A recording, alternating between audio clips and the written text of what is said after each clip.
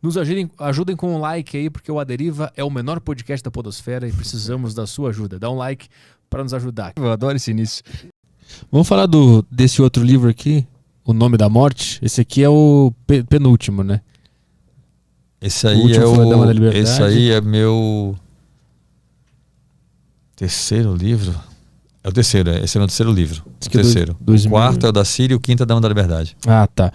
Esse aqui, é interessante a história desse aqui, porque você estava fazendo uma matéria... Esse aí foi naquela matéria que eu falei aqui antes do trabalho escravo no Pará. Ah, aquela que tu entrou no galpão lá e tal. Isso. No meio dessa matéria, um cara te dá uma informação que existe um assassino de aluguel, é isso? Foi o seguinte, né? Vê que coisa louca, cara. Nessa operação, um dos presos, um dos escravos, né, que foi solto na operação, contou que ele conseguiu fugir, mas aí mataram, se eu não me engano, acho que era o irmão dele. E deram para ele o seguinte recado, ó, ou você volta para a fazenda, ou a gente mata seu filho. E aí o cara voltou, né, para ser escravo. E aí esse cara me contou, o escravo me contou essa história.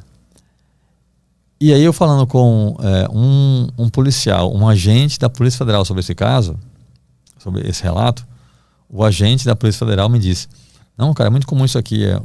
Os fazendeiros contratam muitos pistoleiros para fazerem isso, para matar escravo que foge, não sei o quê, ou familiares, para obrigar o cara a voltar para a fazenda.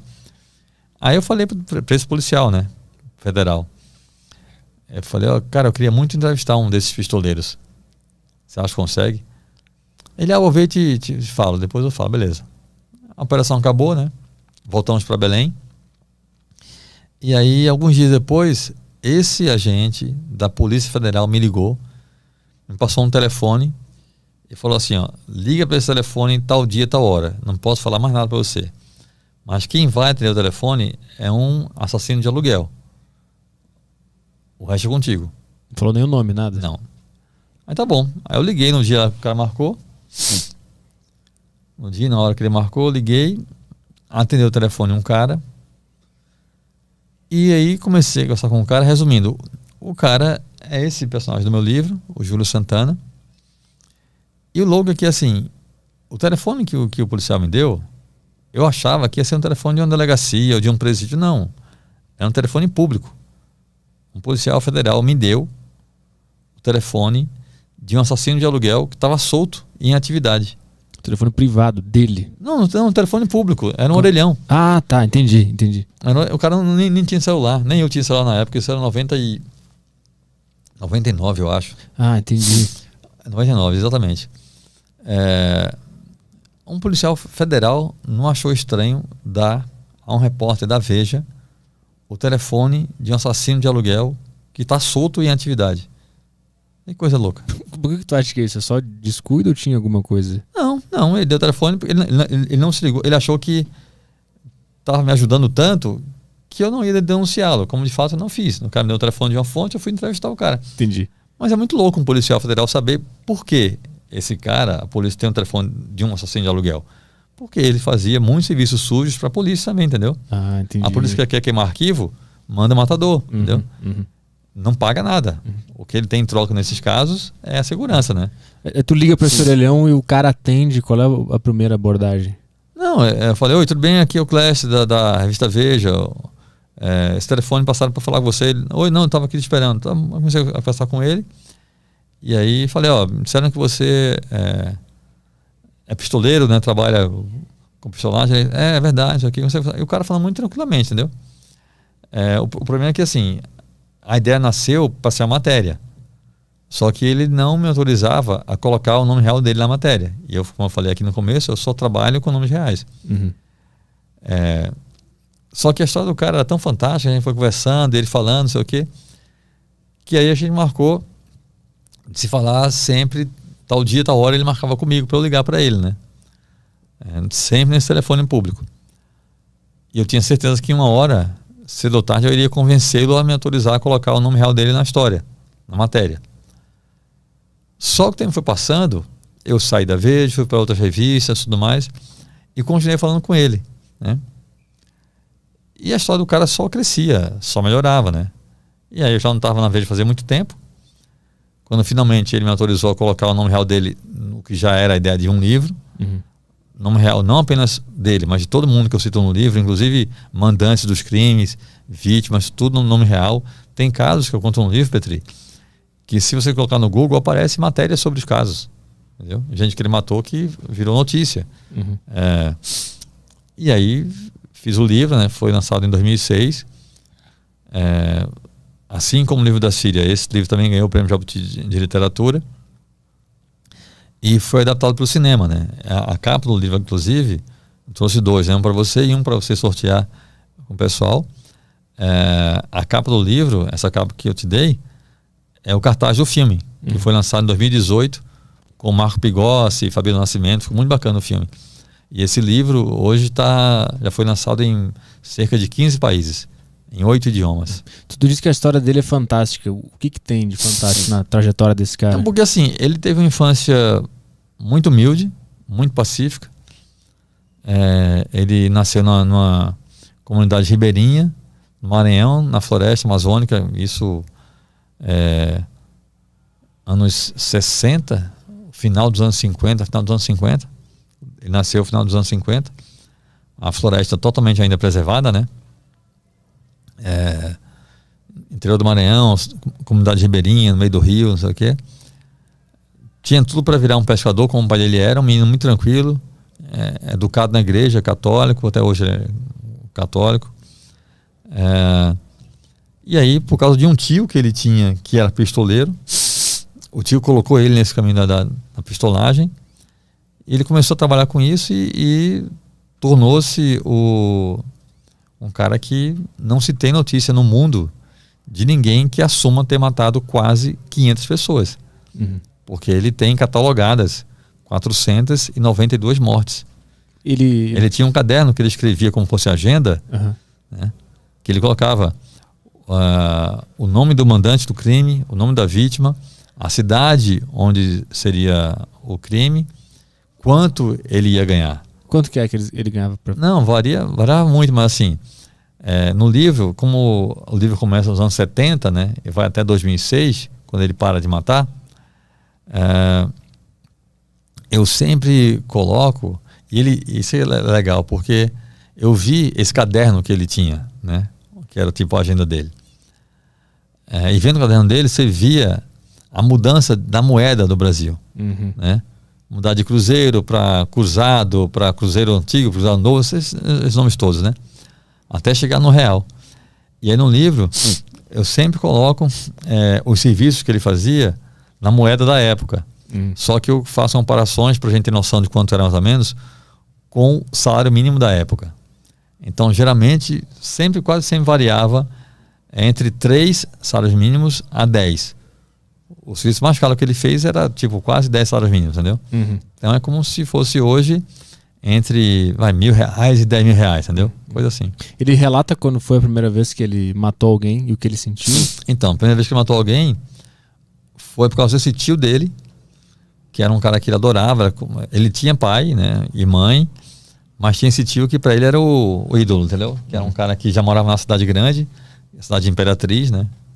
Que hoje em dia, não sei, mas eu não gosto de chutar, mas eu acho que Imperatriz hoje deve ter, não sei, uns 200 mil habitantes, 300 mil talvez. Mas na época já era na cidade, né? E ele morava numa comunidade ribeirinha. Então o tio ia visitar a família dele, chegava de voadeira. Voadeira é uma canoa de alumínio com motor. E na cabecinha dele, quem tem voadeira é rico, né? O pai dele tinha canoa, o pai dele saía para pescar de canoa. Então o tio chegava com a voadeira. É como o teu pai ter um Fiat Palio e chegar teu tio com a Mercedes, entendeu? Do ano bonitona. Então ele tinha essa admiração pelo tio. O tio foi o cara que ensinou ele a atirar, ele era ótimo de pontaria. E aí o tio foi visitá-los uma vez e pegou malária. Ficou muito mal. Na cama, na rede, sem conseguir se levantar, com muita febre, dor no corpo. E nesse estado o tio falou para ele, seguinte, e todo mundo na família achava que o tio era policial militar, né? Porque o tio ia lá sempre com uniforme da polícia militar e tudo mais.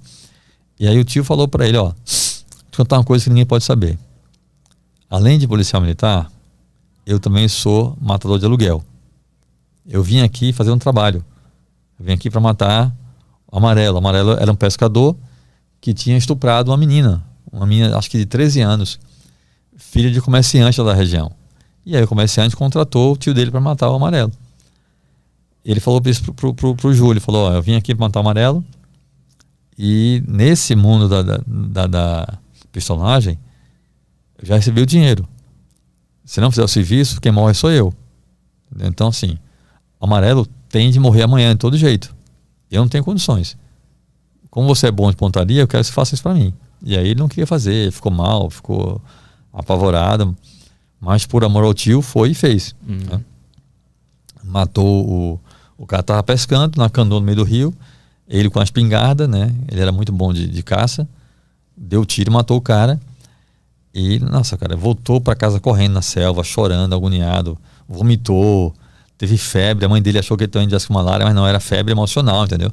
O garoto tinha 17 anos, cara. Ele era virgem ainda quando matou a primeira vez.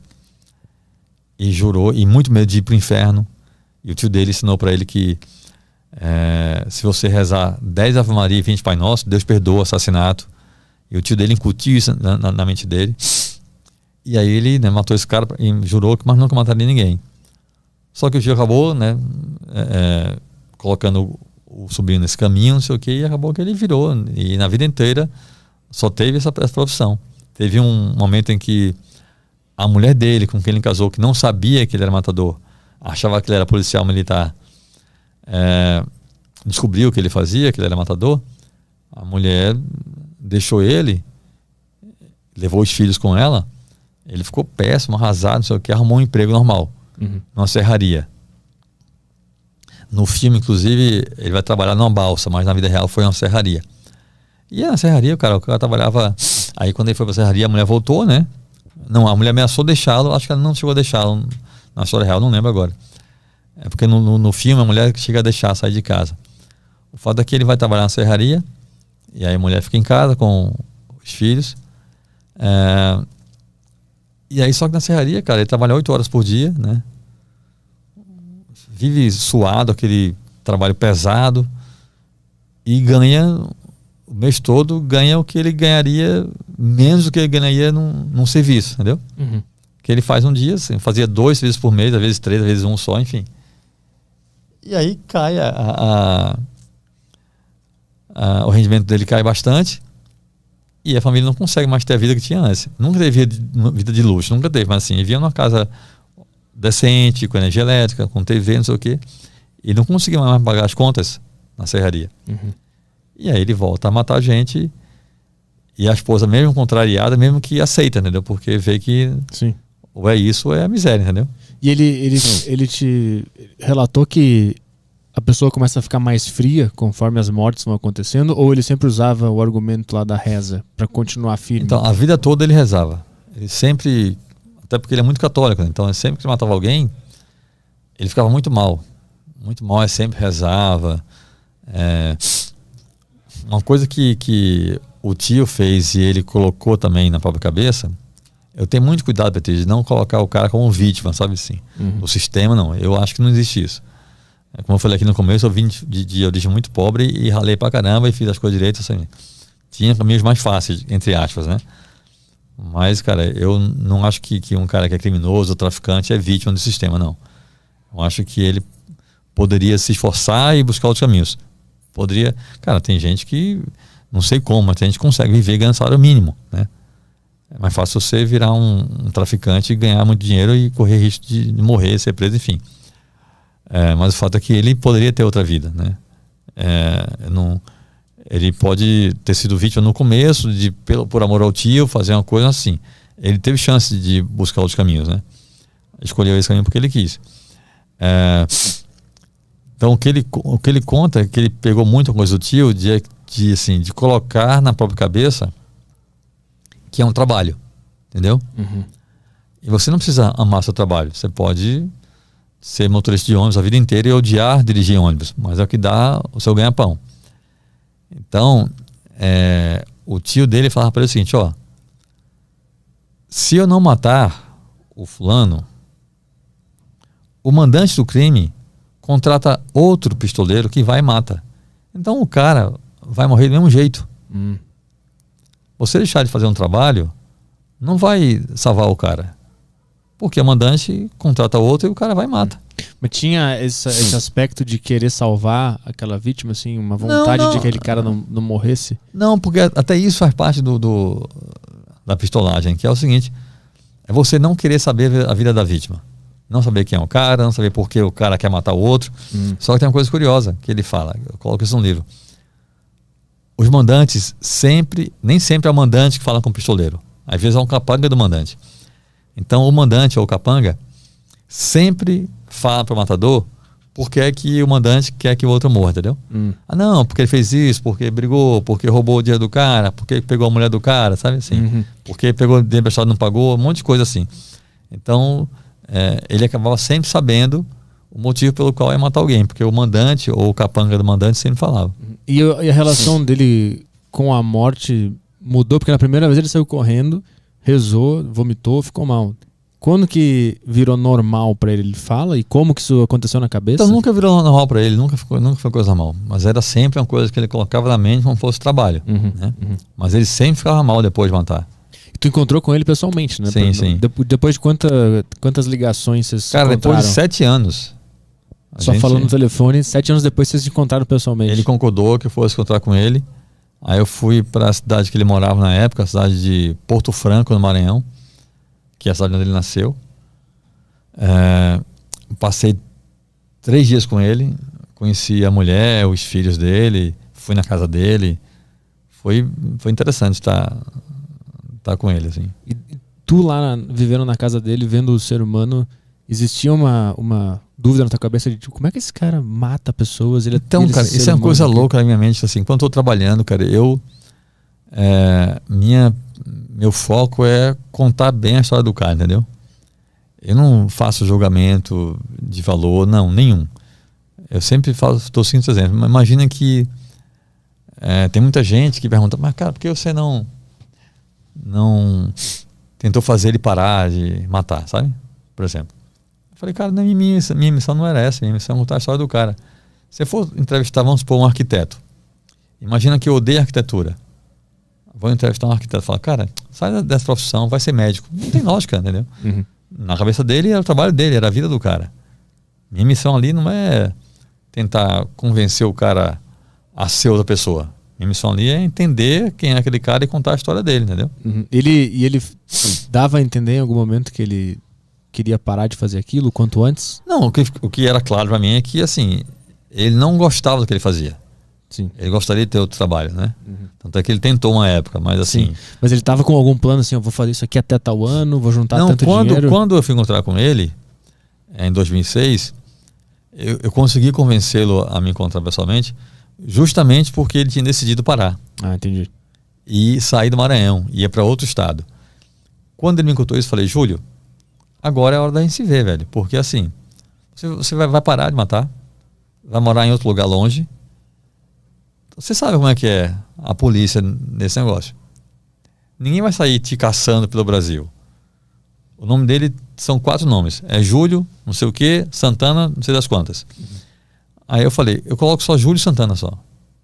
Mas eu preciso colocar... Ele falou, põe só Júlio então. Eu falei, não, só Júlio aí também não rola, né? Ao menos vocês colocar o Santana. Ou outro nome que ele achou que era menos comum e de fato é menos comum. Aí eu falei, tá, então eu coloco só Júlio Santana, mas eu vou colocar o nome real de todo mundo. Aí ele só pediu para não colocar o nome real no nome da mulher dele. Não tem nome da mulher dele, é só a mulher. Eu sempre falo dela com a mulher dele. No livro não tem nome da mulher dele. Mas, cara, tem um relato no livro que o mandante do crime era o prefeito da cidade. E eu coloquei no livro o nome do prefeito, porque eu fui apurar a história. Obviamente, tudo que ele me contou, eu fui apurar com outras fontes, né? E tudo que ele me contava, cara, o que eu conseguia apurar com outras fontes, tudo batia com o que ele me contou. Consegui documento policial, consegui processo judicial de vários casos e coisas que ele me contou, que até enriquecem o relato também no livro. Esse do prefeito era por qual motivo? É que o cara, a vítima, era sindicalista, era presidente do sindicato de agricultores na cidade de Goiás, interior de Goiás, e estava despontando como o grande favorito para a eleição do ano seguinte, a prefeito. E o atual prefeito queria concorrer E, assim, tava todo mundo na cidade dizendo que ia votar no cara, porque o cara era um cara honesto, sindicalista, que lutava pelos mais pobres, pelos agricultores, não sei o quê. E o prefeito não queria perder a boquinha, lógico, né? Mandou matar o cara. Nesses 7 anos que vocês conversavam por telefone, ele ia relatando os assassinatos? Não, a gente ia conversando. Era uma conversa. Conversa sobre qualquer coisa. Eu conduzia, ele marcava só o dia e a hora que eu devia ligar para ele, mas eu conduzia a conversa. Cara, teve dia de a gente ficar 3 horas conversando sem falar de crime nenhum. Só a infância dele, ou questões pessoais, relação dele com a esposa. Ele é um bom marido, um pai carinhosíssimo, é uma figura muito interessante, o Júlio. Cara.